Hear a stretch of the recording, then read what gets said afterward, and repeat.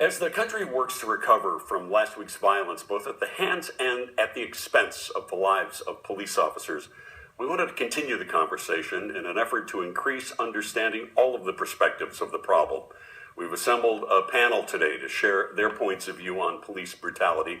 Joining me are Jeffrey Beckham, a community leader and founder of Black Box Creative, Xavier Ramey, operations manager of Let Us Breathe Collective, Dr. Marcela Almeida, assistant professor of clinical psychiatry at the University of Illinois, Chicago, Chief Greg Baker, the chief of the South Holland Police Department and regional vice president of the National Black Law Enforcement Executives, Karen Sheely, the ACLU's Director of Police Practices Project, Jamal Cole, founder of My Block, My Hood, My City, and Rich Alpack, artist and also founder of the We All Live Here project.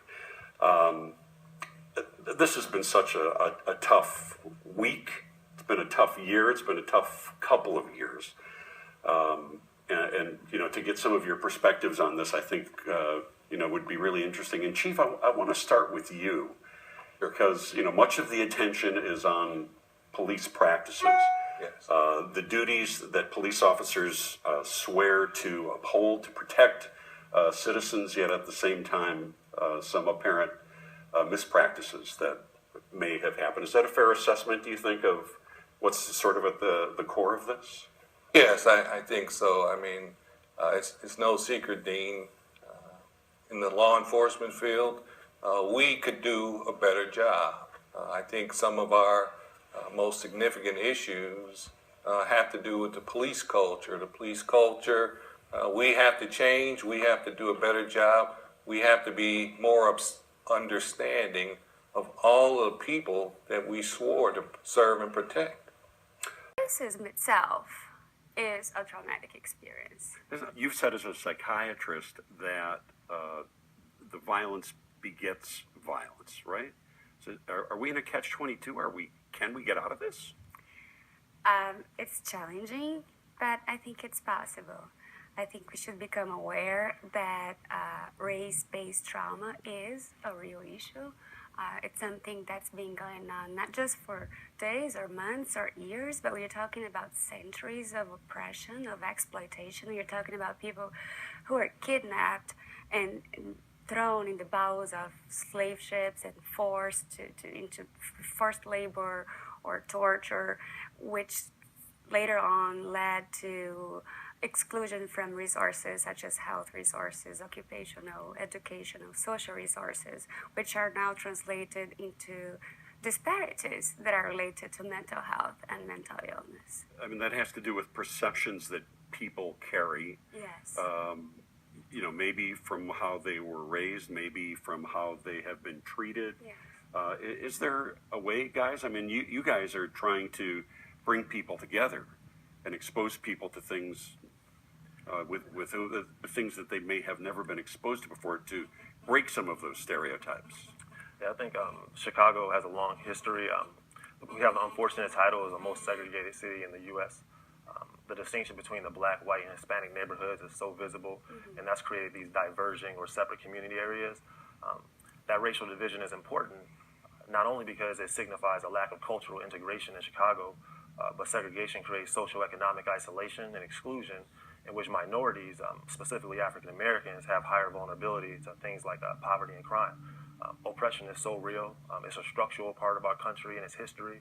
It was created intentionally, and nowadays, it's been cloaked up in these trumped up laws and false media, so people have a hard time recognizing how this injustice is being sustained. But to be clear, real estate development in Chicago that's created without affordable housing, that contributes to a more segregated Chicago. Standard Section 8 vouchers that don't reflect fair market rent prices contribute to a more segregated Chicago. Corporations that ship jobs overseas contribute to a more segregated Chicago. So those are just some of the few ways segregation is hidden in our city. Do you all agree, guys in the back row, Jeffrey and Xavier, do you agree that that's part of what's at the core of the violence and people being shot? At a very base level, this is not about African Americans. I think this is about racism, and it is about white privilege. African Americans have been qualified to be PhDs since they got here. They've been qualified to be president since we arrived in this country. We've been qualified to be the directors and CEOs of companies since we came here. The question is just, when does the foot come off the neck? It has nothing to do with the viability or the value of African Americans. It has nothing to do with our freedom. We are free. The question is, when our freedom is restrained, we then must respond. But there's not an overwhelming belief outside of our communities that our freedom is being constrained. And so as we are locked out of these markets and also silenced, you see the thrashing. You see what happens when people are forced to be in a place and be under forms of violence that include deprivation, though many don't see that as a form of violence. When you withhold air from someone and you suffocate them, that is a form of violence. When you withhold dollars to their children for food and you also don't bring them into employment markets and you incarcerate their men to the tune of 1.5 million, that's a form of violence. And then you orchestrate the narrative to say that they are inherently criminal, and you do nothing to say anything about that from the top to the bottom of the country. You see what you get. This is about, as Jeffrey talked about, it's scarcity. But I don't think it's a matter of scarcity within the Black community. I think it's a scarcity of moral values and a scarcity of character, but also a scarcity of willingness to confront the issue for what it truly is, which is a deep-seated and generational historical disbelief that African Americans are human and fully citizen here in this country. You're, Rich, bringing people together in your organization, Yeah, right? fundamentally, we all live here, and our organization is trying to build a bridge between all these different cultures because there is no difference. We're all human, and I think that if there's something that is not alarming or does not cause a stir that you can participate in, that you can help feel like you're doing something about, I think everybody has a desire to do something about this problem. Everybody has a desire to do something about racism. We're not going to be able to solve racism unless we all get involved. And so by trying to create these opportunities for people to participate and do that in a way that is equal for all, I think we're giving the world an opportunity to stand up and show that they aren't racist and to prove that they want everyone to be equal. So what can be done? Is there a way to, obviously we can't do this easily, but what's one thing that our leaders can be doing to try to take some steps to solving this? Well, Dean, I think that kind of circling back a little bit, I think that systemically we need to understand and provide value to the lives and look at the value of the lives of African Americans from a standpoint of saying, when you look at studies like Stanford research that looks at how police look at African American men, where they're looked at as older and more likely to be criminal or guilty. We have a bias that exists. And that's where we kind of, back to Xavier's point, we talk about supremacy.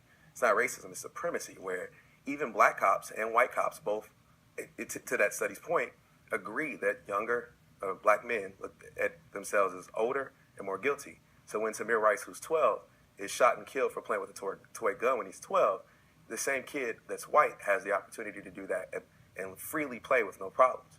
It's a value thing. It's the opinion, the viewpoint, the standpoint of looking at African Americans and saying, you know what, they're not guilty. These are human beings, to Rich's point. And I think we start there. We look at the individual, the people. These are people. It is a human condition thing. It is a respect for humanity, a respect for life that we need to get to, that we need to give African American men and women the same standard and value viewpoint as we do everyone else.